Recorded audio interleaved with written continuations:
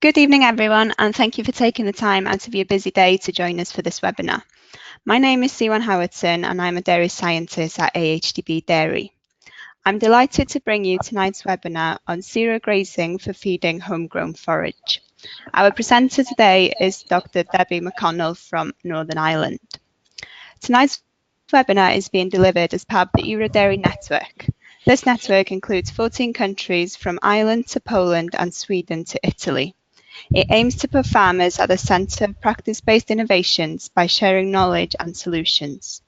You can find out more about EuroDairy by visiting www.eurodairy.eu. This is our final webinar for EuroDairy, and it has proven very popular with nearly 85 registrations from dairy farmers, vets, nutritionists, consultants and researchers from 9 countries right across Europe and the world. So the plan for tonight is that Debbie will run through a presentation which will take about 30 minutes, and then there will be time for comments and questions at the end. You will all stay muted throughout the webinar, but if anyone would like to ask a question, then please type your questions into the box on the right-hand side of your screens. I will ask Debbie your questions at the end of the presentation. We will aim to finish up within an hour. So without further delay, I'm delighted to introduce our speaker for tonight. Debbie McConnell joined the Agri-Food and Bioscience Institute in Northern Ireland in 2016 as a dairy grassland scientist. Since then, her research has included work on grass growth, monitoring and forecasting, new technologies for grass measurement and zero-grazing. In 2016, Debbie was awarded a Nuffield Scholarship investigating the role of technology on dairy farms. So without further delay, it's over to you, Debbie. Thanks very much, Swan, and hello to everybody there that's listening in tonight. Absolutely delighted to be coming to you from a dry but rather cold Northern Ireland this evening to spend a little bit of time talking about zero grazing. As Swan said, I work for the Agri-Food and Biosciences Institute in Northern Ireland. I'm a dairy researcher there. And over the past 4 years, AFBI's been conducting a series of research experiments on zero grazing to look at the effectiveness of the practice and how well it can play a part in Northern Ireland livestock systems and dairy production systems specifically. So what I want to do tonight was talk a little bit about some of those studies that we've been conducting. That body of research was funded by the Department of Agriculture, Environment and Rural Affairs, that is our government department here in Northern Ireland, and also funded by AgriSearch, the Ruminant Levy Board for dairy, beef and sheep farmers here in Northern Ireland, and supported by CL, the Centre for Innovation and Excellence in Livestock as well. Just at this point, before we kick off, I'd like to say it's been a fairly big team involved in the research here, and a lot of people have contributed to that over the past couple of years. And the names are up on the slide there, so just to acknowledge their contribution to the work. Okay, so what are we going to talk about tonight? And hopefully the slides will start to move. There we go. So what are we going to talk about tonight? Well, really wanted to kick off really just taking a quick bit of background, look at zero grazing. What are the perceived benefits and challenges associated with zero grazing? Why are people opting to take on this practice? Many of you listening may be avid zero grazers yourselves and are already partway on the journey towards using zero grazing. Then going to present some studies from 3 different experiments that we've done here in Northern Ireland, and then just finish up with a few sort of thoughts from ourselves in terms of what really it takes to make zero grazing successful on farm. That's come from sort of conversations that we've had with farmers that are actively zero grazing, and from our own experience as well of practically managing the system for on farm here and managing dairy cows under a zero grazing system. So really, I suppose by way of background, the title tonight was about using zero grazing to make more from homegrown forage, and obviously for all of us across Northwest Europe, homegrown forage does remain our most cost-effective feedstuff. In the UK, we estimate roughly about 5 to 6 pence for every kilogram of dry matter of graze grass that we produce, about 10 or 11 pence per kilogram of silage, grass silage that we can produce. And then if we were looking at imported concentrates, we're probably talking anywhere in the region between 22 and 27 pence per kilogram of concentrate. So by far, what we can grow on farm is certainly our most cost-effective feedstuff, and so the more we can make use of that, the better. Within Northern Ireland specifically, we can see that the more we can make from grass, and grass is about 93% of our land area here, so a big component of what we grow. But the more we can make from grass, obviously, the better off we are financially on farm and in terms of environmental footprint as well, particularly with regard to phosphorus. So if we're just looking at the table on the bottom left-hand side of your screen, CAFRE here in Northern Ireland have done some analysis from some benchmarking. They ranked a number of herds across their benchmarking results for the top 25% of milk produced from forage, and then the bottom 25% of farms ranked on milk from forage. And I suppose it's firstly there's quite a large variation between the top and bottom 25%, and that's echoed in other countries around Europe as well. But I suppose it comes as no surprise that those farmers that are ranked in the top 25% in terms of milk from forage are more profitable, on average about £264 per cow more profitable than those in the bottom 25%. And figures that we've done at AFBI here as well show that for every extra tonne of grass that we can grow and utilise here in Northern Ireland, it returns about £334 per hectare per year. So certainly the more we can make better use of grass, certainly it does improve farm profitability. When we look at phosphorus, and that is a concern for us here in Northern Ireland, if we can grow 1 extra tonne of grass, dry matter, and improve the quality of the grass that we're growing as well, it also allows us to bring our phosphorus surplus down from an average of about 11.3 kilograms of phosphorus per hectare down to 3 kilograms of phosphorus per hectare. So big savings to be made there as well. So with that all in mind, we need to look at management techniques to aid improvements in milk from forage. And I suppose that was part of the rationale behind why we wanted to look at zero grazing here in Northern Ireland. Just before we go any further, there are a few terminologies out there that are used for zero grazing. I'm sure you're all well aware of it, but just to define exactly what we're talking about, because obviously, as I said, it is called different things across Europe. So also called cut and carry by some organisations, by some countries. But really what we're talking about here as zero grazing, or what we mean by it, is it's the process of cutting fresh grass daily and feeding it directly to house cows. So you can see the picture on the left there, typically normally cut in this country with specialised machinery, specialised zero grazing machinery, although not all the time, and then obviously feeding that directly to cows in the shed without any treatment, and that's done on a daily basis.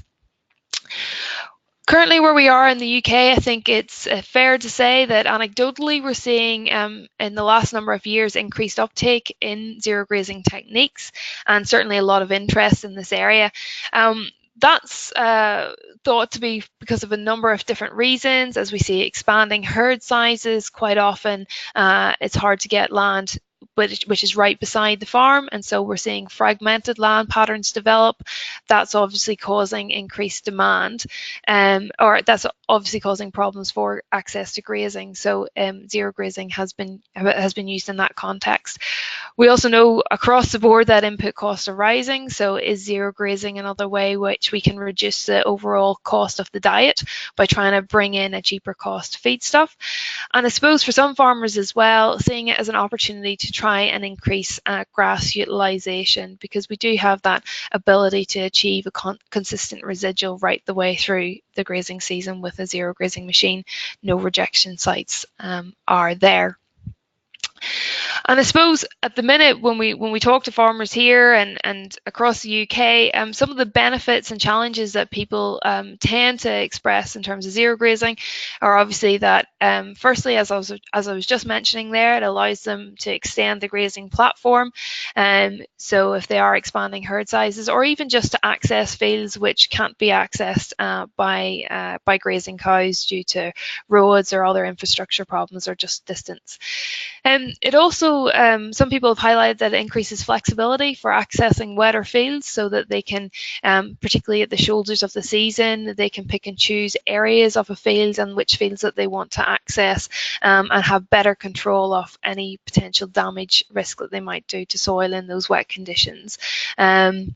Also, as I was saying previously, the ease of grazing management, it allows people to maintain a consistent residual throughout the grazing season, and obviously that has an impact on grass quality, and that then in turn results in greater grass utilisation rates in the field.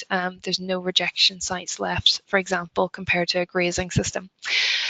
But what challenges does it bring? Well, certainly we can see that relative to grazing, and there's been some work done here previously on looking at the time allocated to grazing systems, we can see that there is an increased labour demand versus your standard grazing system on a daily basis. So roughly estimates would say that it takes about 1 hour to feed 100 cows.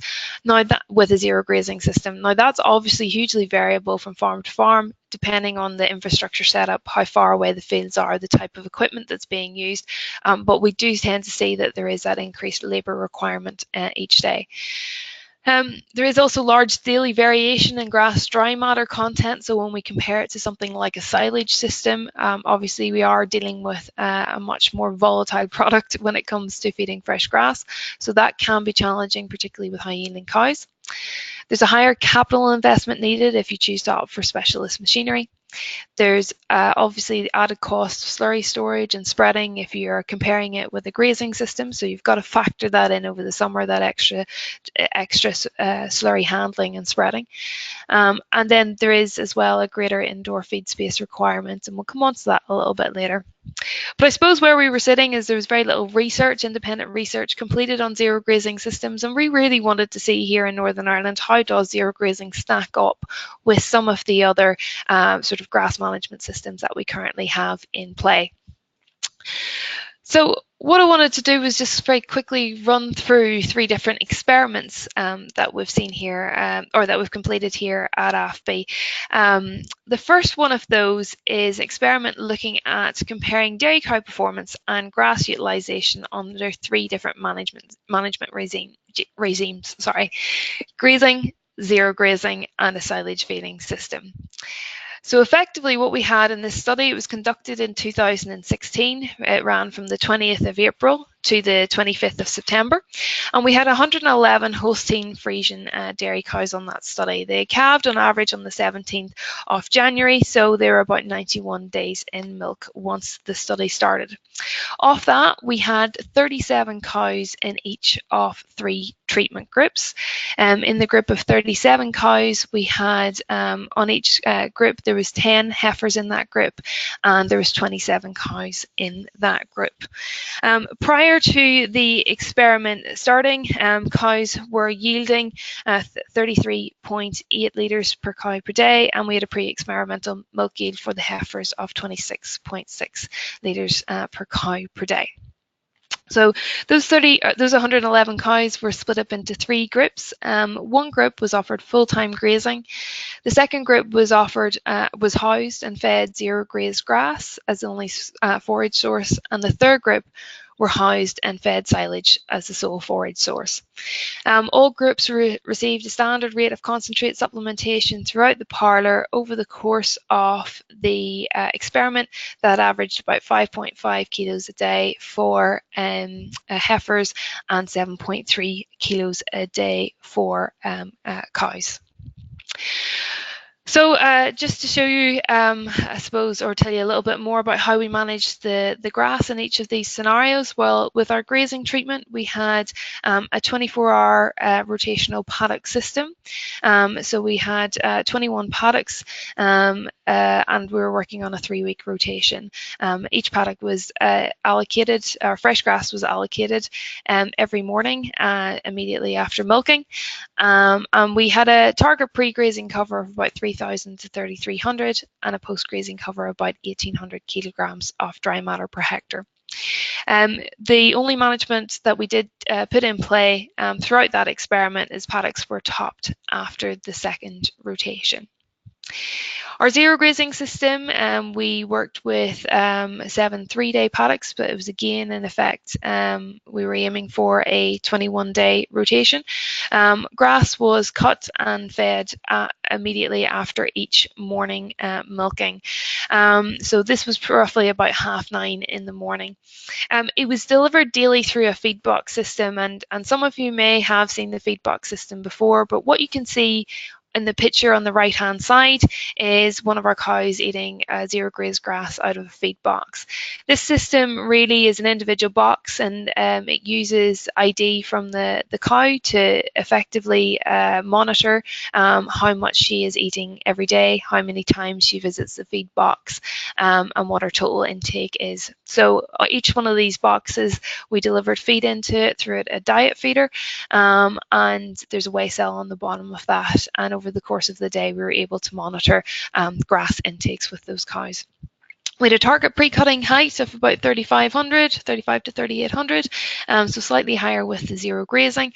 And then our third treatment was silage, and it was fed out at the same time or within 30 minutes each morning of the other treatments receiving fresh grass. So they received fresh silage, grass silage, fed after morning milking. I should say all of this was from perennial ryegrass swards. Again, that fresh silage was delivered daily through the feed box system, and the feed box system after a 24-hour period was cleaned out and any new feed delivered then the next morning. From that, we obviously measured animal performance, and we measured some grass utilisation as well over the course of what was a 22-week period. And so the results that are up in front of you here just gives you a bit of an indication in terms of how animals performed under the 3 systems. So if firstly you take a look at the first line, which is daily milk yield, on average throughout the season or throughout the experiment, our grazing cows yielded 25.7 litres per cow per day. Our zero grazing yielded 29.5 litres per cow per day. So on average, almost 4 litres per day kilograms per day more than the grazing system, and our silage treatment yielded 27.9 kilograms per cow per day. So as you can see, significantly higher. Our zero grazing produced the highest yields under this system. In terms of fat plus protein yield, again, our zero grazing treatment performed slightly higher, or significantly higher, with the greatest fat plus protein yield over the course of the 22-week period. Interestingly, when you look at fat and protein percentages of the milk, fat percentage was highest from the grass silage treatment, and highest protein content was highest from the grazing treatment, as you would expect. The zero grazing treatment seemed to find a nice middle ground between the two, and that, coupled with a bit of extra yield, produced the highest fat plus protein yield over the course of the study. Slightly heavier live weight, a significant increase in live weight change with the zero graze treatment as well. Why was that coming about? Well, we can see that on average, forage intake was the highest of all the zero grazing treatments at 12.1 kilograms of dry matter per day of grass consumed with that zero grazing treatment. So on a whole, certainly the zero grazing system performed very well for us in terms of animal performance. When we then look at grass utilisation and grass growth over a 22-week period, well, firstly, we don't have any data here from the silage system because the silage was conserved the year previous and prior to the experiment starting. So we were working on last year's silage. But what we can compare is the grazing and the zero grazing treatment. So our pre-grazing covers, we averaged about 3,400, 3,469 for our pre-grazing cover for grazing, and about 39.49 for our zero grazing treatment. So a bit higher there on our zero grazing treatment as we had initially anticipated. Post-grazing covers, there's actually no significant difference really between. So our post-grazing cover was around about 1850 kilograms of dry matter per hectare with the zero grazing, and slightly higher at 2050 for the grazing treatment. What we did monitor as well was grass growth rate and rotation length. And so what we found with our zero grazing system is what we were growing on average 70.4 kilograms of dry matter per hectare per day versus our grazing system, which was 62.8 kilograms of dry matter per hectare per day. So we're growing about 8 kilograms of dry matter per hectare per day more on our zero grazing system. That led us to be producing more forage over the course of the season. So when we look at our total amount of grass grown on average over the course of a season, when we standardise it, we get 10.8 tonnes of grass grown on our grazing system and 11.1 on our zero grazing system in this study.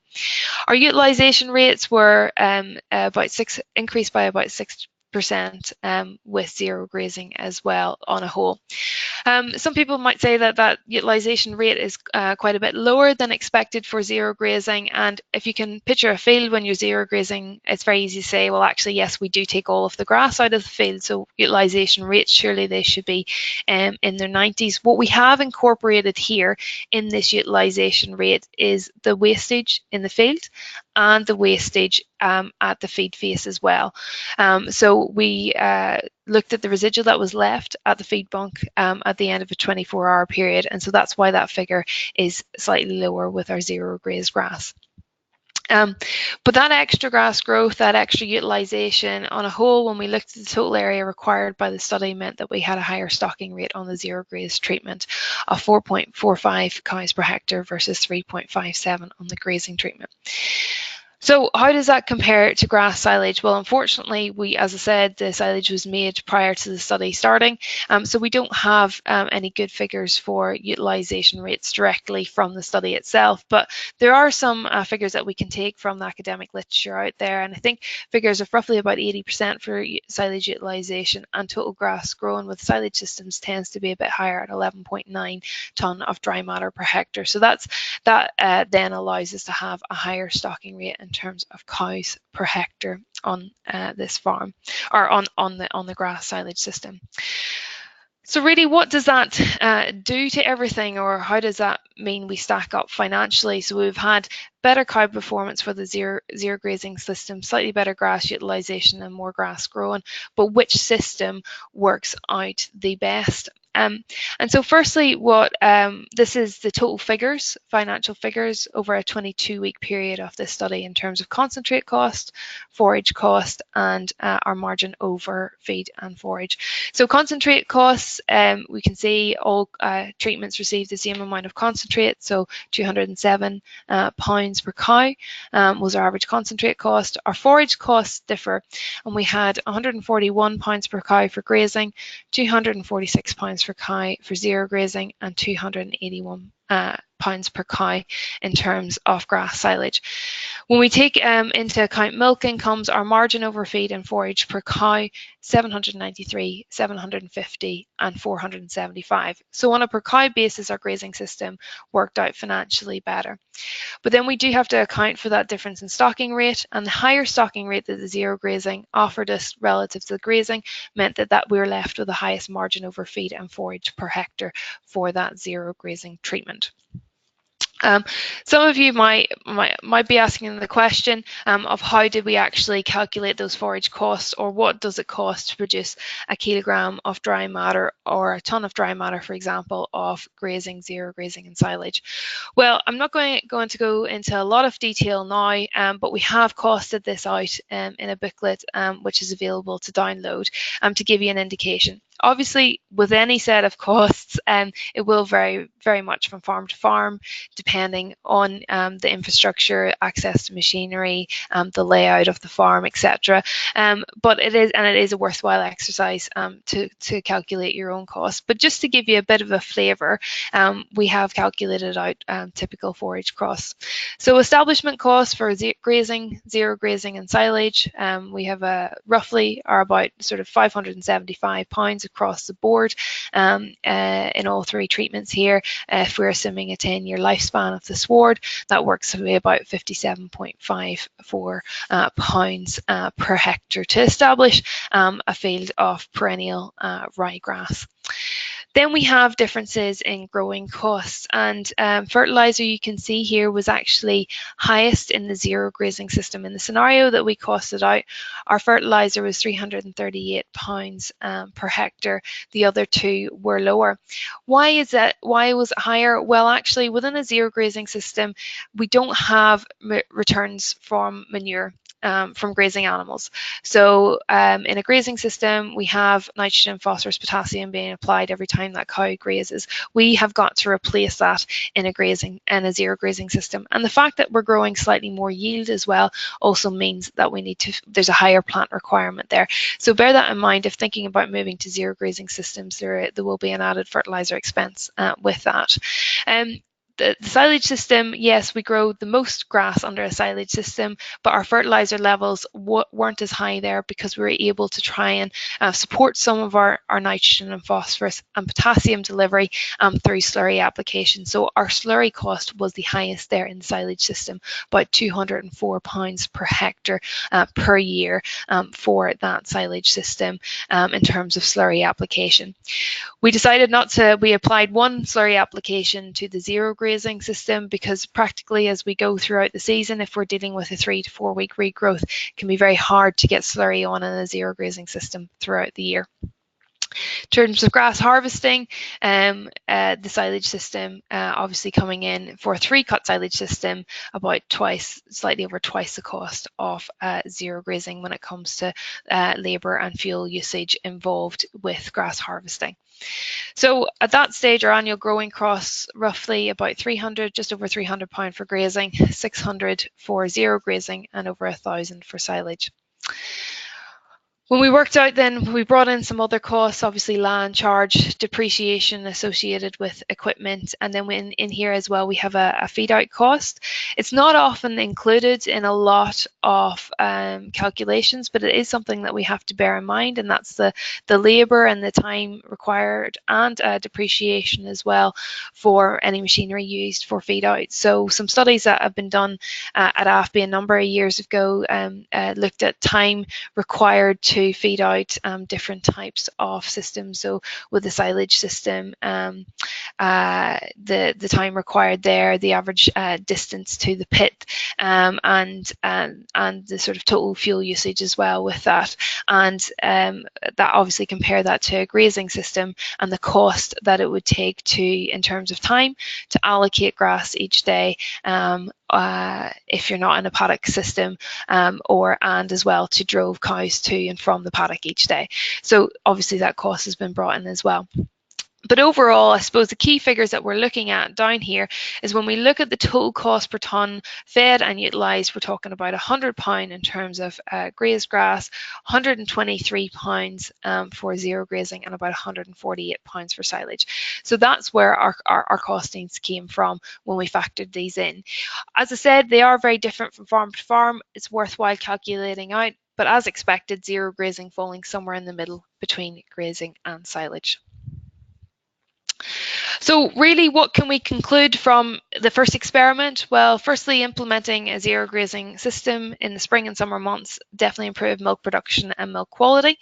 There's a lot more data I could show you tonight, but in light of time, we'll keep it brief. Lower feed costs in the grazing system, it certainly resulted in the highest margin over feed and forage per cow. But actually, when you look at that improved grass growth and the improved grass utilisation that you got out of zero grazing, when we look at it on a per hectare basis, margin over feed and forage was greatest from the zero grazing system.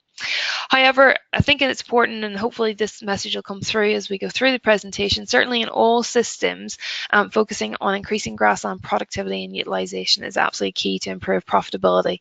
When we were working out our costings, one of the biggest impacts on what affected that pounds per tonne of dry matter when we were doing the calculations was actually how much grass we were physically growing and utilising. And if we can get that higher, then obviously that helps improve, reduce our costs and improve profitability. So to move on to our second experiment then, our second experiment looked at the impact of grass harvesting technique on the performance of dairy cows fed zero-grazed grass. And this really came about because obviously there are a number of options out there in terms of what type of equipment we can use to zero-graze with. Most people are opting for a specialist zero-grazing machinery, but there other thoughts have been tabled about actually can we use double chop harvesters, for example, to actually use for zero grazing.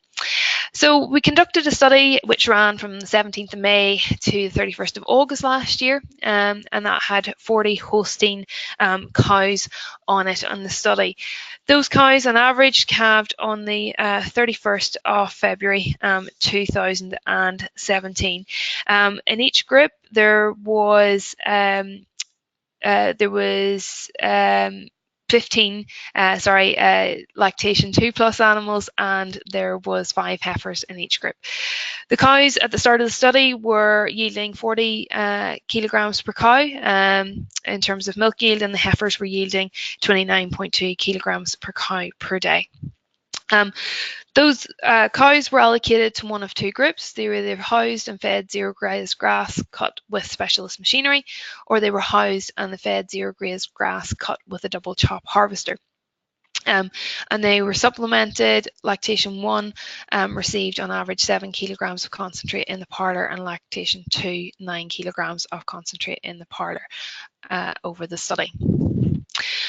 In terms of then our grass management, we managed it very similar to the previous experiment. So we had 7 paddocks, each of which were 3 days in total. If we needed to at the end of the season, we did bring in a little bit of extra area as grass growth rate slowed down. But we fed the grass. Grass was cut first thing in the morning, about 9 o'clock, 8:30, and fed after morning milking. It was delivered twice daily through the feed box system. So we harvested the grass at one time point in the morning, but actually we fed it twice daily through the feed box system because the capacity of the feed boxes wasn't enough to receive their full allocation in there for the full day. So we had to top them up again at the evening milking and then cleaned out after each 24-hour period.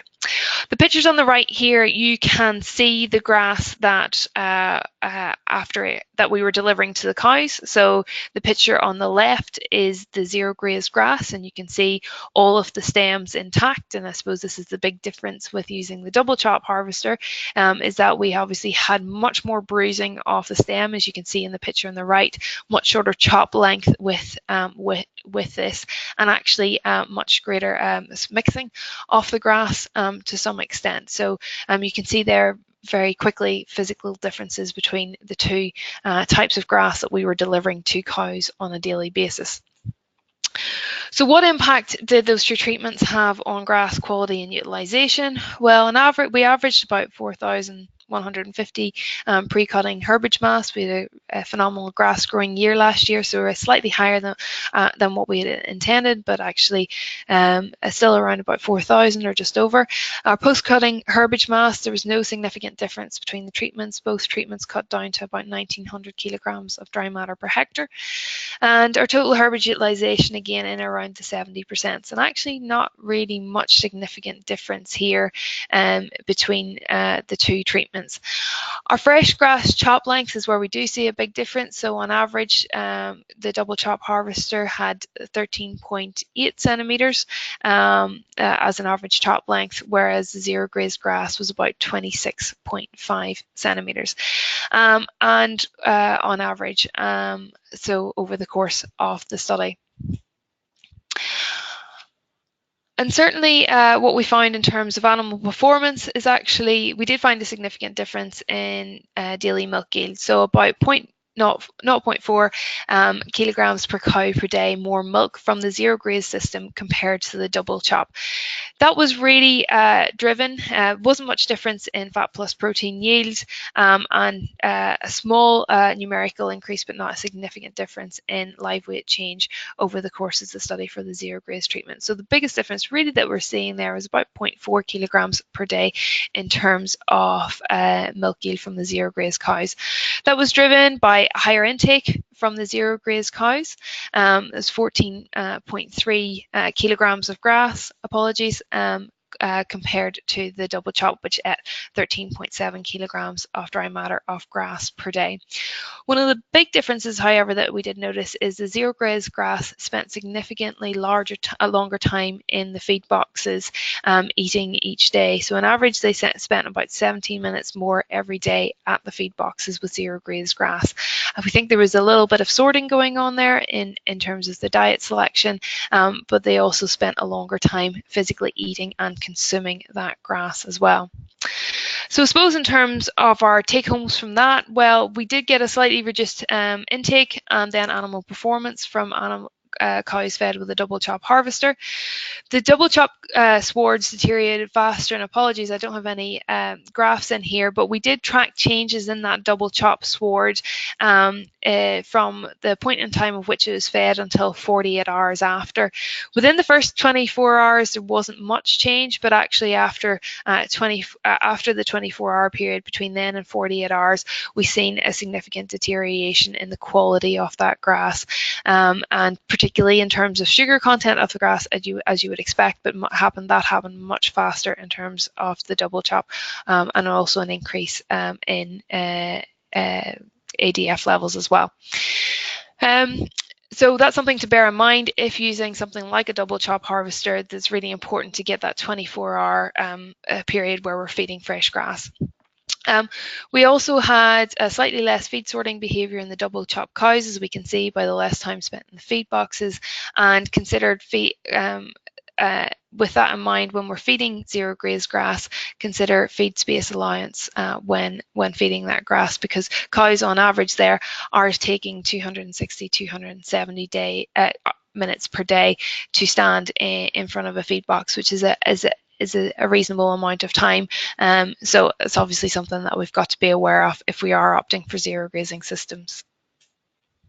So to then move quickly on to experiment 3, which is the impact of cutting height on the performance of dairy cows fed zero grazed grass.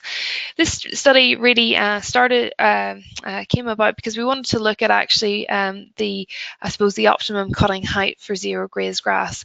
Should we manage it as a grazing sward, or should we manage it as considerably higher? Because with the zero grazing system, we can cut higher swards and still get a good residual.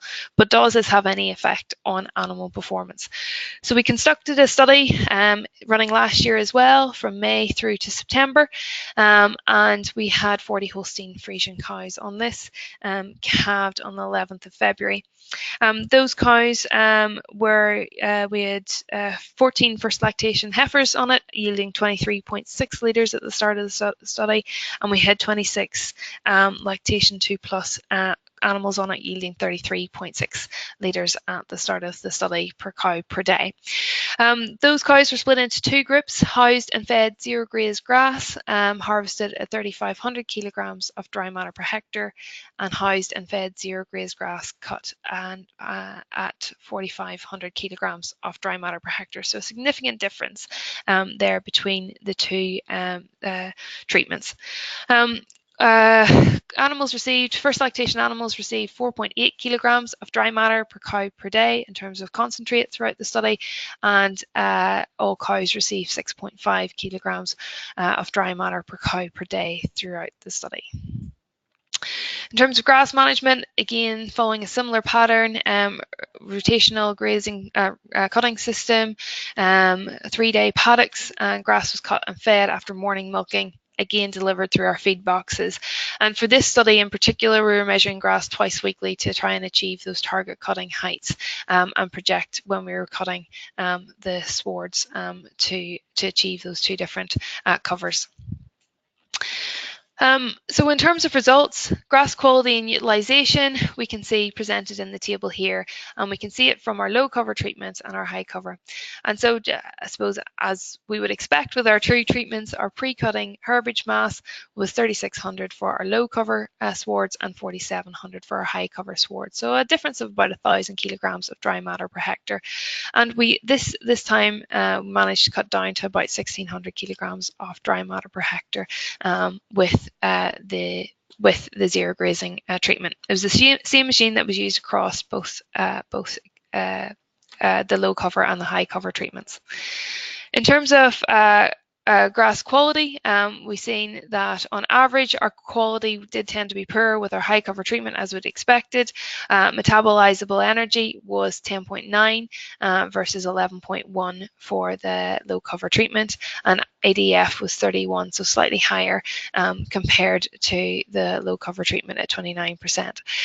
Apologies, this should say this is in-field grass utilization, so our low cover was 91.9 and our high cover was 86.2%. In terms of animal performance, the impact of pre-cutting grass covers on cow performance on zero-grazed grass is displayed in the table here. And you can see that although there wasn't a significant difference in milk yield, there was a nominal difference of about 2 litres per cow per day, or just under. Our fat plus protein yield was significantly higher from our low cover swards, just short of 2 kilograms per cow per day. That was really driven by increased intake. We had about an extra half a kilogram of grass intake per cow per day from the low cover swards. And when we run the financials on that in terms of our margin over feed and forage, we get about £4.78 per cow per day versus our high cover sward, which is £4.21 per cow per day. So certainly what we're finding from that, trying to maintain our zero grazing covers slightly lower, did increase grass quality for us. It increased grass growth and grass utilisation compared with sward covers exceeding 4,500 kilograms of dry matter per hectare. It did increase cow intake. We got improved milk production and improved milk quality and an increase in milk fat plus protein yield per cow when it compared against the high cover swards, and then that resulted in about a 0.57 pounds per cow per day increase in margin over feed and forage compared with the high covers. So if we are zero grazing, it seems to be that operating at that lower cover is beneficial in terms of animal performance and then financially as well. So that's really the 3 studies that we've looked at here in Northern Ireland. Just want to finish very quickly with a few quick slides on our sort of top tips for zero grazing and what we've seen from conducting these studies and from speaking with farmers as well. So a couple of things to bear in mind if you are thinking about zero grazing. The first one of those is when we're thinking about in the field itself is field selection. Field size, we need to make sure that it isn't too large so that we're ensuring fertilizer application isn't delayed. If it's taking typically more than sort of 5 to 7 days to get across a field, we are going to be restricting growth.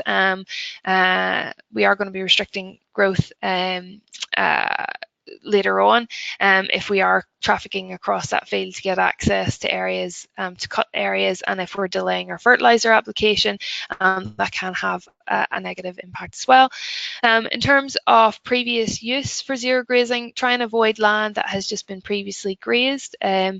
That will bring with it, when zero grazing, some manure deposits into the zero grazed grass that can increase rejection in the swards, and rejection once that's fed out in house, sorry. And also bear in mind field access points as well. So similar to any principles for good grazing management, having multiple access points and sacrifice laneways within a field will really obviously help to improve grass utilisation with zero grazing and minimise any soil damage as we go throughout the season. In terms of nutrient management, I did allude to it earlier, we are not replacing as many nutrients as we would expect when we are grazing. So there is an increased crop requirement there for zero graze swards, so bear that in mind when looking at fertilisers.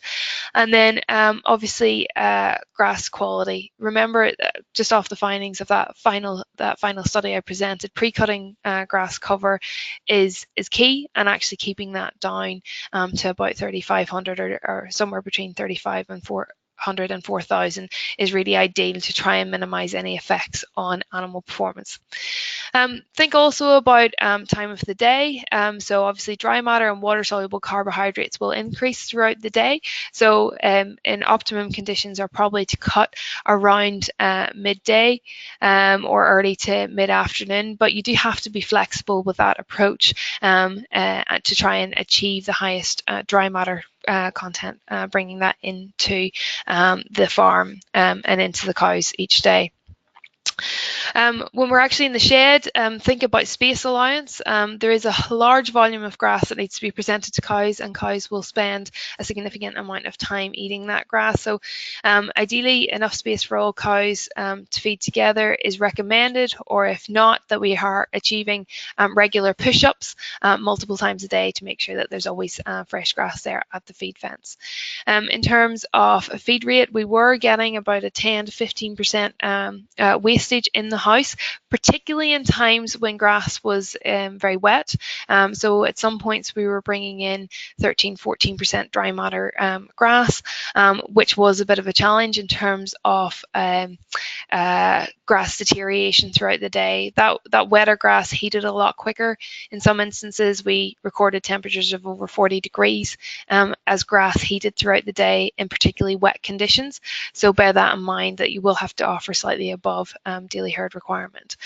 In terms of testing fresh grass, obviously there is that variability every day in terms of dry matter content, and it's good idea to keep testing that to obviously monitor quality as we go throughout the season.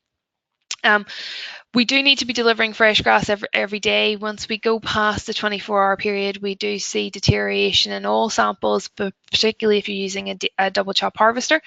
So there is a requirement to cut at least once a day. Some people are opting to cut twice a day if they're going to feel it's going to allow them to bring in a higher dry matter grass perhaps later in that day. So it's an option that you might want to consider.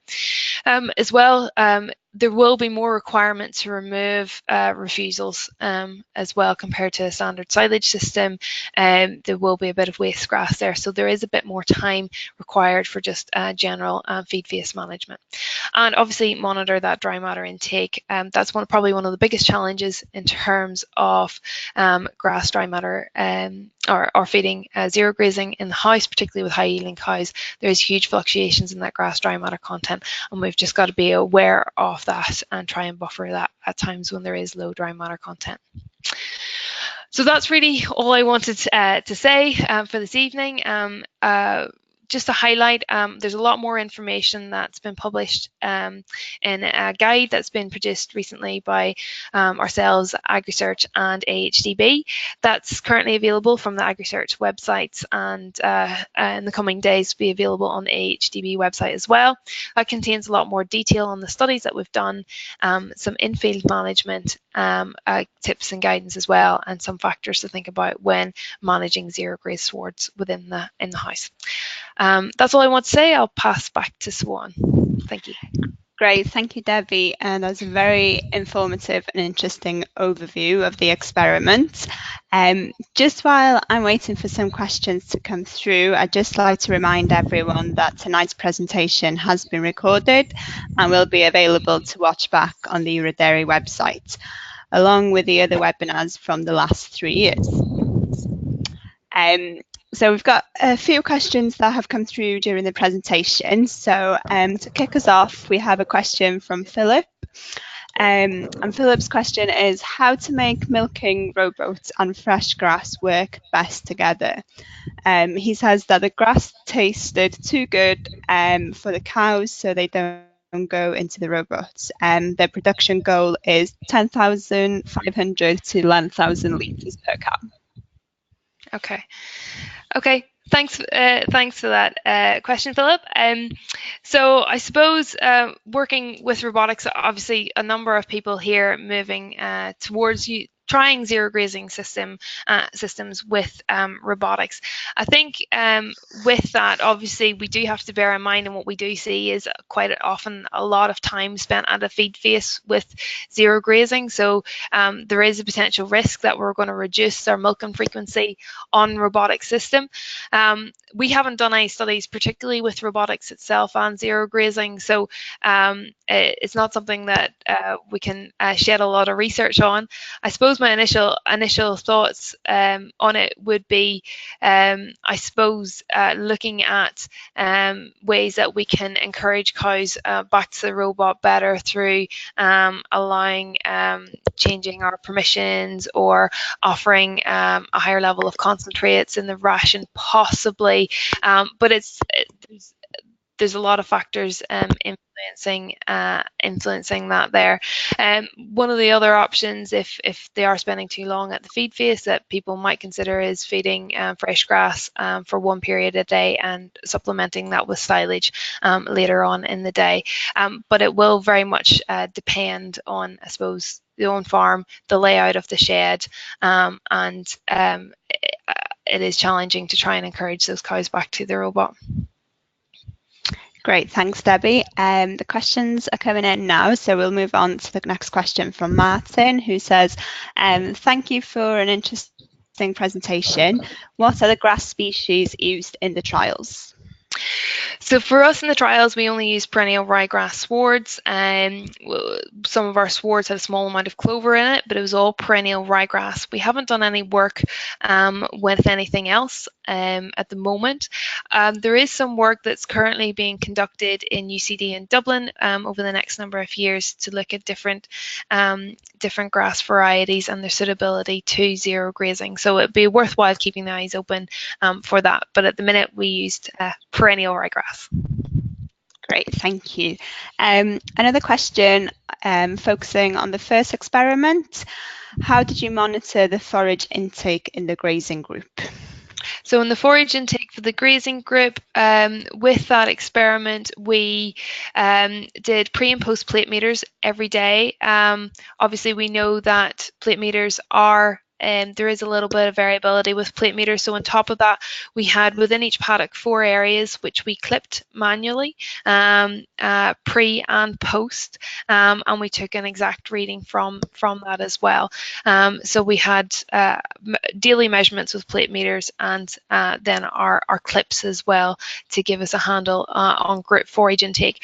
We also looked at we used the nitrogen and alkane technique to monitor grass intakes on individual cows at 2 periods throughout the study as well. Great, thank you. The next question is from Paul. Did you feed any of the zero-grazed grass through a mixer wagon as part of a TMR? If so, how did the grass hold up in terms of temperature, structure, etc.?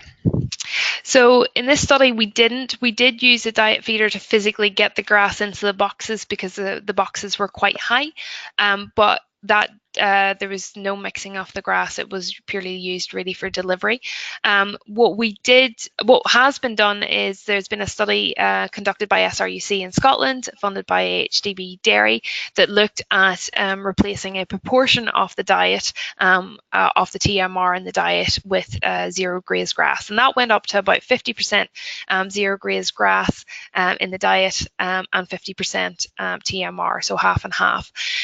What they did in that to minimize any damage was prepared the TMR and then added the grass as the last element and kept mixing time down to about 3 minutes to mix in the grass into, and then delivered it to avoid much damage. And from what I remember from that study, they had relatively good intake, so it didn't there didn't seem to be too much of a negative effect on animal intake from that, and grass quality seemed reasonably good at the end of the 24-hour period when they're feeding fresh grass again. Perfect, thank you. The next question is from Roger. Did you use controlled traffic to minimise compaction?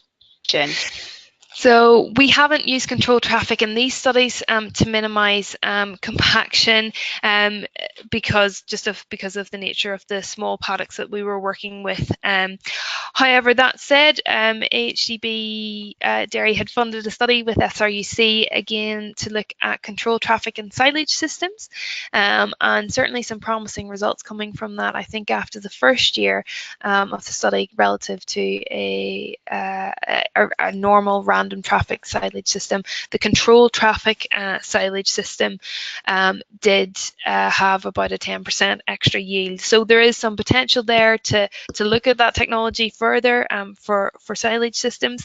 For zero grazing systems themselves, certainly we didn't use control traffic in this here. It's one of the things that we do need to be aware of, however, is that what we have found when we looked at tiller densities within zero graze swards relative to grazing, our tiller densities were lower from zero grazing, and that's typically what we'd expect, because as we, with any sort of sward, as we condition it more to regular cutting, it does tend to become a little bit more open. And so it's something to bear in mind of having those multiple access points when we are zero grazing it. There might be the slight more risk of compaction there with it. Great, thank you. Another question here is, if feeding out once a day, would it make any difference if cutting occurred in the second part of the day when sugars levels are higher? I think looking at it, certainly ideally if we are cutting for zero grazed grass, certainly we know our sugar levels are highest, and provided we've had a dry day, certainly our dry matters are higher as we move throughout the day as well. So I think if we were trying to look at feeding once a day with zero graze systems, definitely try and opt for the second half of the day. In the studies we were restricted to feeding in the morning time.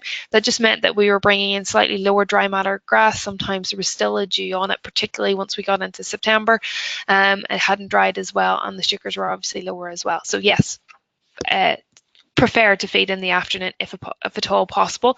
That said, it does take a flexible approach. If it's going to rain all afternoon and the opportunity to bring it in dry in the morning is there, I would opt for that approach myself personally, just because it means that we have a dry substance sitting on that feed face for 24 hours, and it's less likely to heat and deteriorate as we go through the day. Perfect, thanks Debbie. There's another question from Adam. Thanks for the presentation. Any difference on foot health between the groups? Any difference between zero grazing and silage due to increased time standing at the feed fence? And any difference in digital dermatitis between the groups due to looser dung on the zero grazed group? So we did monitor lameness throughout the study. However, just conscious that we only had 37 cows, so it is a small number of animals to be looking at. So we didn't find any significant different results from that, Adam, between the two treatments, the silage and the zero grazing. There wasn't anything that came through in terms of locomotion score, and we also assessed sort of hock cleanliness and hock health as well. So there was no major differences there between those two treatments in the studies that we had. But it is a very good point. Obviously, that feed barrier design will be essential as well to maintaining good standing positions for the cows and good hoof health there. Perfect, thank you. And I think this will probably be our final question if no other question comes through. Did you monitor urea content in the milk? And that question is from Martin. Martin, we did monitor urea content in the milk, but apologies, off the top of my head at the minute, I'm not able to pull the figures through. But if you want a copy of those, we can get in touch with you afterwards, and I can let you know what they were. But apologies, I just don't have them to hand right at the moment. It's a bad question to finish on, so on. Sorry, but we will get back to you, Martin. We've got your email address, so we'll make sure that you get that information over the next few days, if that's okay. So on that note, Martin says thank you, so that's perfect. We'll sort that out. So on that note, if there's no further questions, I'd just like to thank you all for listening. We've had a great turnout and participation in this webinar. A very special thank you to Debbie for taking time out of a busy day to present to us tonight. The recording of this webinar will be available to watch back on the EuroDairy website in due course. All of those that have registered will receive an email alerting you when it's live on the website. So thank you all and good night.